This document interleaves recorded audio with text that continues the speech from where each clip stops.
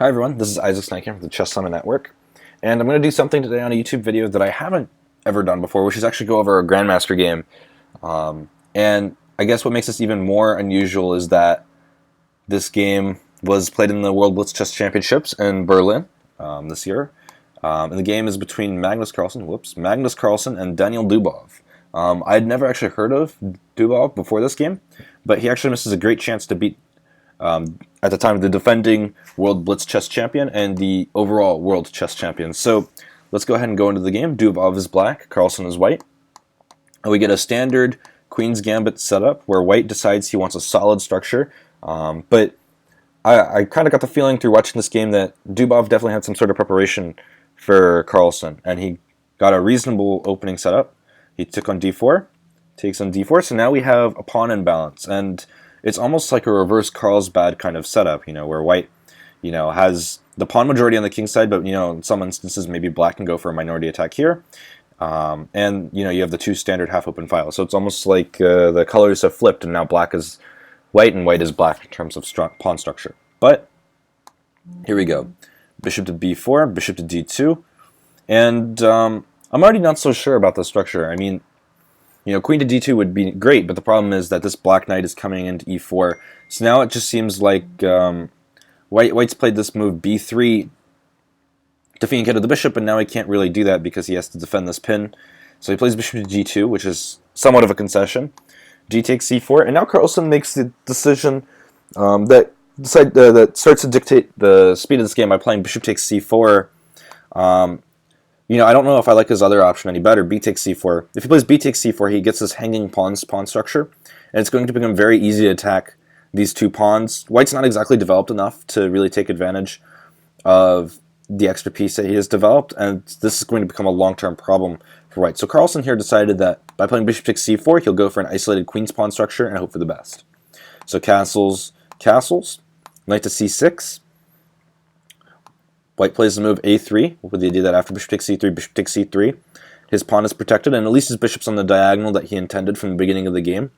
Unfortunately for him, though, this d4 pawn kind of obstructs his view from c3, and this is going to become a problem later in the game. So black plays b6 rather. The idea being he wants to fianchetto the bishop. With this kind of structure, it becomes really hard to defend this bishop. It's almost like a French bishop.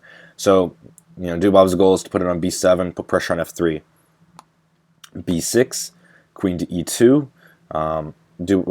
Carlsen wants to get his rooks connected, put him on the c and the d files, perhaps even the e file. Bishop b7, rook on f to d1. So far, all these are very natural moves. White's taking over, the general weak squares in the center, knight on f to d5. Carlsen just backs up his bishop.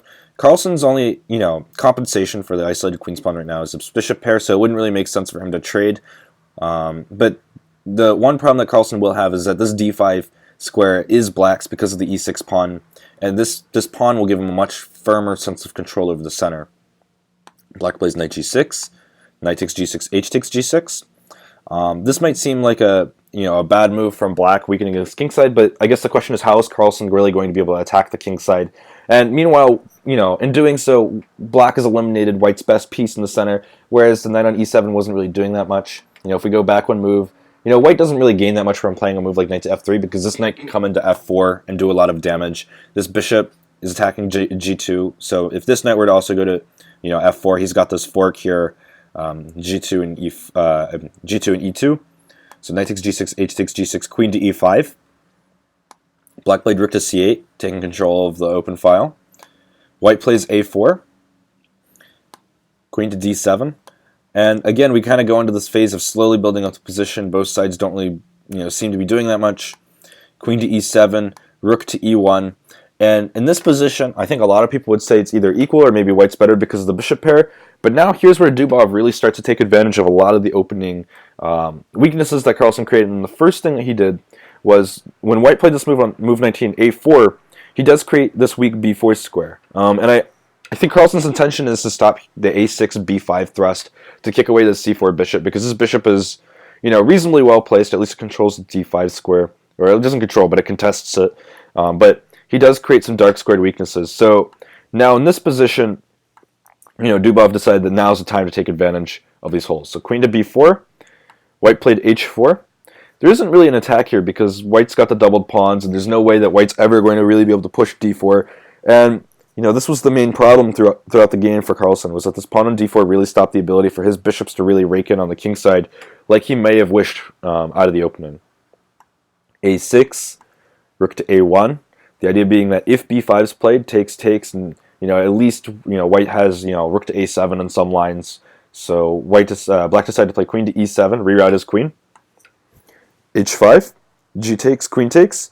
But now by moving the queen away from the center, black gets a critical tempo to play this move queen to f6.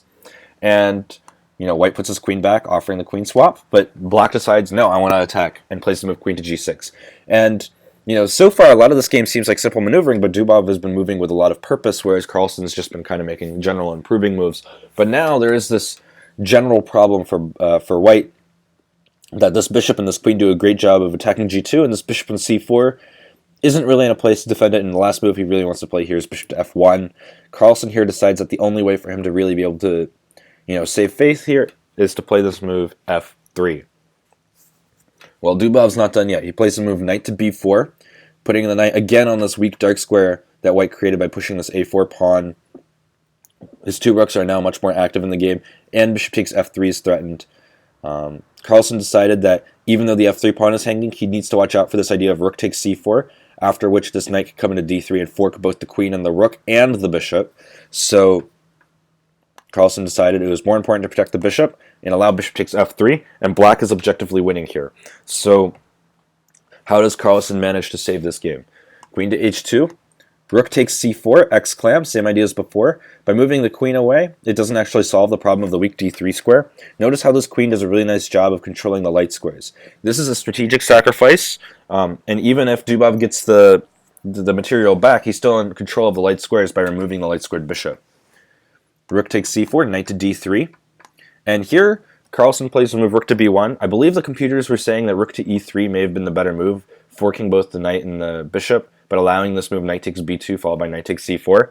And I think that final position would have looked something like this, where, white is definitely worse. He's down 2 pawns, although queen to b8 is possible here.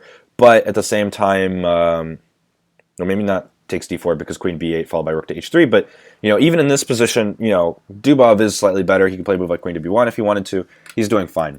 So this might have been better for Carlsen, but instead we get a much more fascinating position after rook to b1, bishop to d5, kicking away the c4 rook, and after rook to c2, black here actually missed a great tactical shot.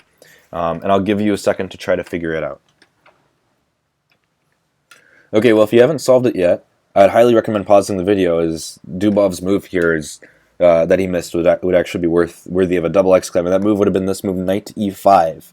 What's the intention of knight to e5? Well, for starters, it threatens knight f3 check, winning the queen. It also skewers the 2 rooks together, and if white takes d takes e5, there's queen takes c2, forking both the bishop and the rook. Everything is hanging, and obviously if queen takes e5, queen takes g2 is checkmate. This would have ended the game immediately. So here, instead of playing knight to e5, which is worthy of double exclam, Dubov played a good move, but not a great move, knight to f4, but this move unfortunately loses a lion's shares of his advantage. Now he's going to be unable to convert this game into a victory. The rook to c1, queen to e4, king to h1, and it almost seems like there's no breakthrough here for black. Queen to e3, queen to h4, attacking the rook, f6, okay, rook to c8, and now it's white with the counterplay. Even though it seems like white is ahead of material, white's really playing for a draw here. King to f7, rook c7, and now we go for a standard 3 move. It's hard to see if white can really get something out of this position because all of these light squares, again, are covered, and white needs to constantly worry about the threat of bishop takes g7. And if the queen ever leaves the h file, queen to h3 after bishop takes g2 is pretty devastating. But the reason why I wanted to show this video is because I thought it was a really fascinating game for a blitz game, but it almost seemed like both players are playing, at a relatively high level. Dubov especially. But if we go back to this move where black missed this move, knight to e5, this was the difference between a win and a loss. And I think that this is really telling, even at the highest level. One move to make the difference between getting a win and getting a draw, and unfortunately here Dubov was unfortunately unable to convert. If you guys saw my post on my Chess Summit blog earlier this month when the tournament was taking place. Carlsen failed to recapture the World Chess Championship, losing to Alexander Grishuk, who is our current world champion. And it'll be interesting to see how Carlsen tries to make a comeback in the upcoming months. So this is Isaac Steincamp signing off from the Chess Summit Network, and I hope you have a good weekend.